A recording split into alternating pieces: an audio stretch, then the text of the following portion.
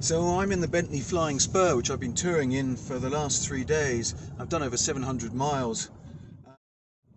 I guess it's best to go over the bad bits first, because it's got to the point where it really is quite extraordinary. The bad bits, well, it does 24 miles per gallon, which actually isn't that bad.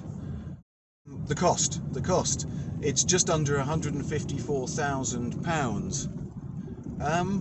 And that's actually not so bad either.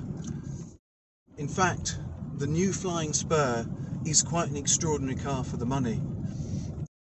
The last one was good, but there were a few niggles I didn't like, and this one has just got rid of them all. It feels smaller, and the interior is vast. There's so much space in the back, it's huge, room for three extremely comfortably. I mean, there is huge leg room. It's got the massage function on all the seats, so with 6 settings, though the lumbar setting is my favourite. It just massages the bottom of your back and then goes up and stretches. It's quite incredible. It is the ultimate luxury car now. It has reached a pinnacle of perfection. There is nothing to complain about. The interior, the Bavarian leather, the veneer dashboards are all incredible. The triple-sided dashboard that has the entertainment screen and 3 clocks, one of them is a compass, and then the flat veneer surface, and you can change those around at will. Oh, the specs. Okay, it's a 4-litre V8 engine that does 0 to 62 in 4.1 seconds. I mean, that's just ridiculous. It's supercar fast. This V8 is the same engine as in the Lamborghini Urus. You can get the W12, which is a Bentley only engine, and that does 0 to 62 miles per hour in 3.9 seconds. But at 4.1 seconds, who's niggling? The comfort on this, it has 3 air-chambered suspension, and it is super soft. You can go over a speed bump, you can go over the nasty round ones rather than the flat ones, and you barely feel them, you just hear the tyres going over them. It is a supremely luxurious car. From the exterior, it's beautiful. The swoops, the fluting, everything that's been done to it, give it extreme gravitas. It looks like an incredible luxury car. People see it and they appreciate it for what it is. And the interior cabin, well, it's the most extreme luxury you can get in this 3-dimensional space.